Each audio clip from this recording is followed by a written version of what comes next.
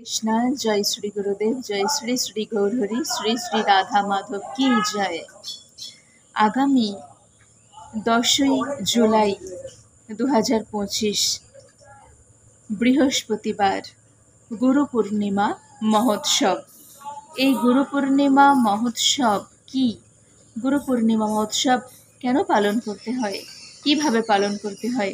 সকল শিষ্যদের কাছে স্পেশাল দিন হলো গুরু পূর্ণিমা মহোৎসব। এই দিন আমাদের প্রত্যেকের কি কি করণীয়, কিভাবে আমরা আমাদের গুরুদেবকে, শ্রী গুরুদেবকে সম্মান প্রদর্শন করতে পারি।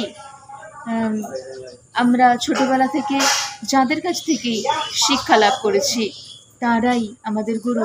সকলকে কিভাবে আমরা সম্মান প্রদর্শন করব সে সম্পর্কে আমাদের জেনে নেওয়া উচিত, কি কি করণীয় আমাদের।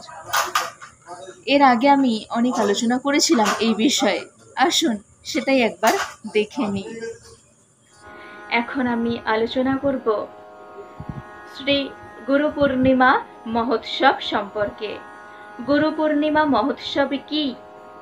এই গুরু পূর্ণিমা মহোৎসব আমরা কিভাবে পালন করব? গুরু পূর্ণিমার দিন আমাদের কি কি করণীয়, আমাদের সকলের কি কি করণীয়, এই সম্পর্কে এখন আলোচনা করব। তো গুরু পূর্ণিমা কি? কোন পূর্ণিমাকে গুরু পূর্ণিমা বলা হয়েছে? আষাঢ় মাসের পূর্ণিমা তিথি হলো গুরু পূর্ণিমা। আষাঢ় মাসের পূর্ণিমা তিথি হলো গুরু পূর্ণিমা।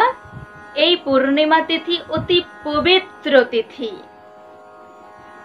এই পূর্ণিমা তিথিতে গুরু শিষ্যের ভাবের আদান প্রদান হয়। গুরু মানে কি? গুরু মানে যিনি অজ্ঞানরূপ অন্ধকার থেকে আমাদেরকে জ্ঞানরূপ আলোর দিশা দেখান। সেই জন্যই তো গুরুমন্ত্রে প্রথমেই, প্রণাম মন্ত্রে প্রথমেই কি বলা হয়? অজ্ঞান তিমিরান্ধস্য জ্ঞানাঞ্জন শলাকয়া চক্ষুরুন্মিলিতম येन তস্मै শ্রী গুরবে নমঃ। যিনি অজ্ঞানরূপ অন্ধকার থেকে জ্ঞানরূপ আলোর দিশা দেখান, আমাদের চক্ষু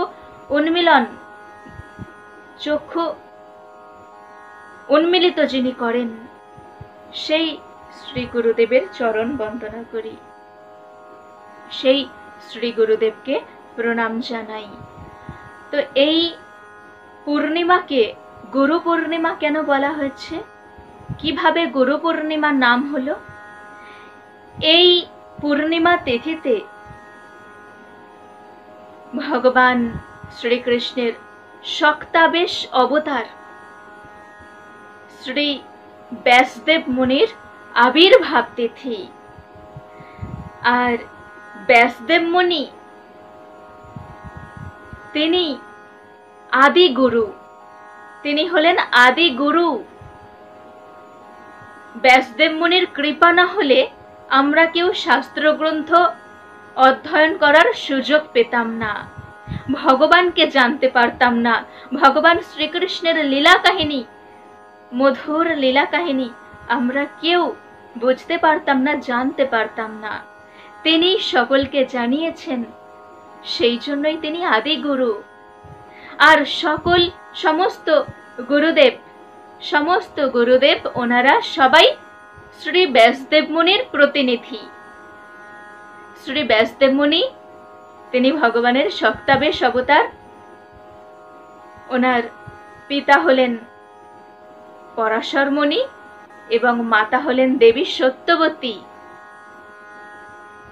ওনার পুরো নাম শ্রীকৃষ্ণ দ্বৈপায়ন বেদব্যাস।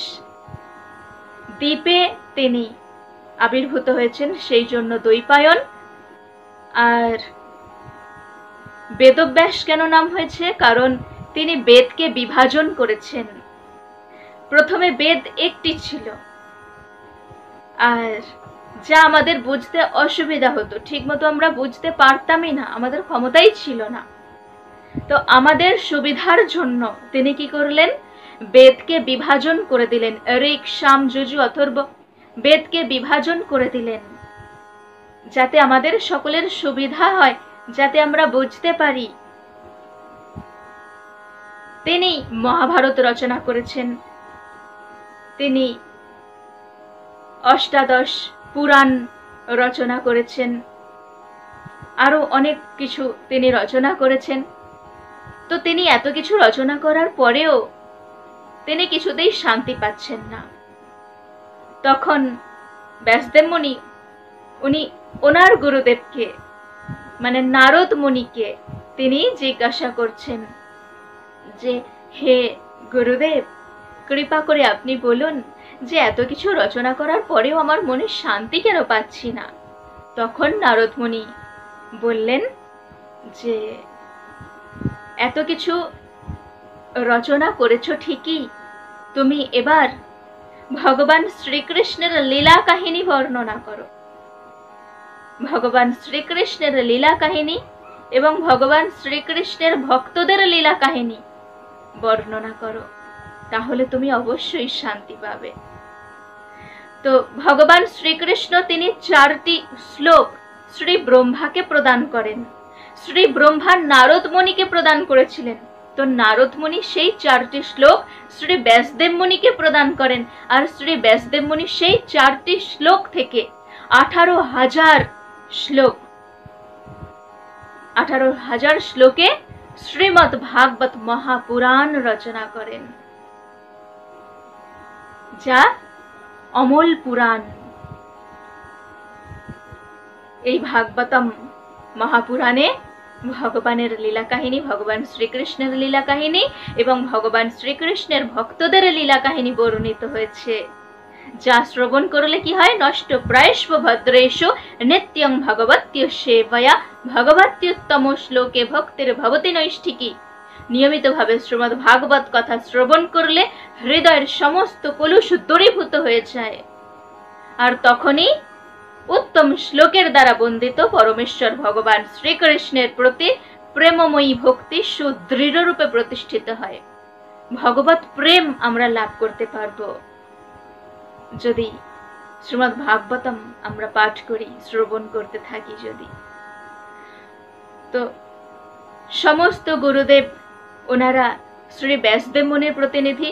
তো তিনি এই তিথিতে আবির্ভূত হয়েছিলেন বলে এই তিথি, আর তিনি যেহেতু আদি গুরু, তো সেই জন্য ওনার আবির্ভাব তিথিকে বলা হয়, তিনি আষাঢ় মাসের পূর্ণিমা তিথিতে আবির্ভূত হয়েছেন। তো ওই পূর্ণিমাকে গুরু পূর্ণিমা বলা হয়, গুরু পূর্ণিমা নামে অভিহিত হয়।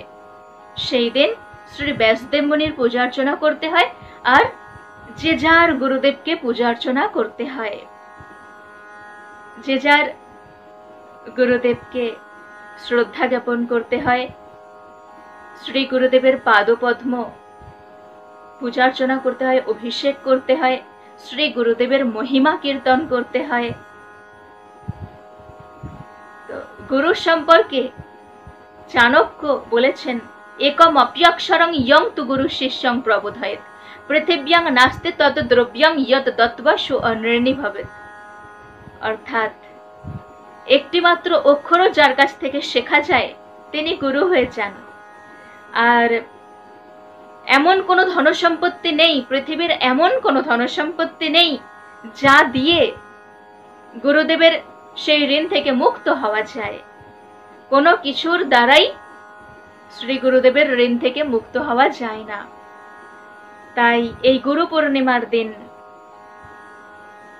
অবশ্যই গুরুজনদের প্রণাম জানাবেন। আর আমাদের সকলেরই তো, আমরা সবাই প্রথমে কার কাছ থেকে শিক্ষা লাভ করেছি? মাতা পিতা। তো সেই জন্য মাতা পিতা তো আমাদের গুরু। মাতা পিতাকে অবশ্যই প্রণাম নিবেদন করবেন, শ্রদ্ধা জ্ঞাপন করবেন। আর এই দিন মহাদেব, দেবাদিদেব মহাদেব, তিনি সপ্তর্ষিকে জ্ঞান প্রদান করেছেন। সপ্তর্ষিকে কে? মরীচি, অত্রি, অঙ্গিরা, পুলস্ত, পুলহ, ক্রতু আর বশিষ্ঠ। এই সপ্তর্ষিকে তিনি জ্ঞান প্রদান করেছেন। আর এই দিনেই ভগবান বুদ্ধদেব তিনিও ওনার শিষ্যদেরকে জ্ঞান প্রদান করেছেন। জ্ঞানের আলোতে সমগ্র জগৎ আলোকিত হয়ে যায়। তো এই জ্ঞানের আলো প্রথম প্রকাশিত করেছিলেন ব্যাসদেব মুনি, সেই জন্যই তিনি আদি গুরু।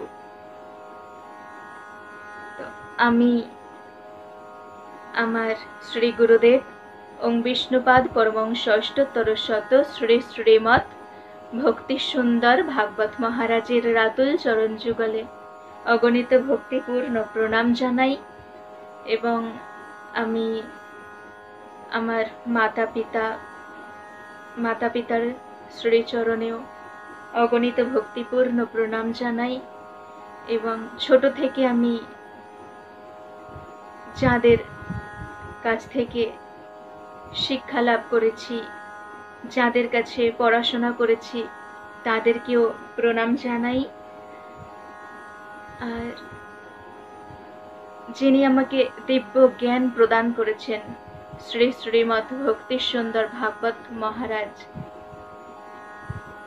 ওনার কাছে আমি প্রার্থনা করি যে আমাকে শক্তি প্রদান করুন।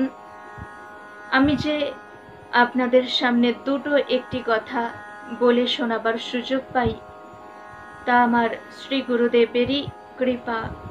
শ্রী গুরুদেবের কৃপার ফলেই, শ্রী গুরুদেবের কৃপার জন্যই আমি দু একটি কথা বলার সুযোগ পাচ্ছি। তো উনি যেন আমাকে সদা সর্বদা এভাবেই কৃপা করতে থাকেন, আর আমি যেন দু একটি কথা বলার জন্য সুযোগ পাই সবসময়। আপনারাও যারা শ্রী গুরুদেবের চরণে আশ্রিত আছেন, শ্রী গুরুদেবকে শ্রদ্ধা জ্ঞাপন করবেন, শ্রী গুরুদেবের শ্রী পাদপদ্ম অভিষেক করবেন গুরু পূর্ণিমার দিন। আর গুরু পরম্পরাকেও পূজা করবেন, পুষ্প নিবেদন করবেন।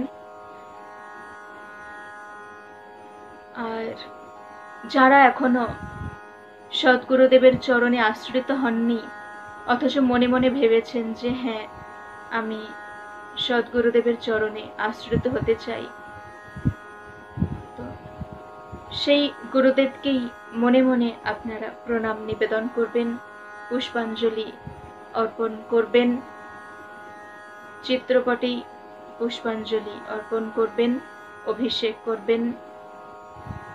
আমরা সবাই যেন শ্রী গুরুদেবের কৃপায়, আমরা সবাই যেন জ্ঞানরূপ আলোর দিশা লাভ করে ভগবৎ প্রেম লাভ করতে পারি, এটাই আমাদের একমাত্র প্রার্থনা। সবাই বলুন, অজ্ঞানতিমিরান্ধস্য জ্ঞানাঞ্জন শলাকয়া চক্ষুরুন্মিলিতং येन তস্मै শ্রী গুরবে নমঃ। হরে কৃষ্ণ কৃষ্ণ কৃষ্ণ হরে হরে, হরে রাম রাম রাম হরে হরে।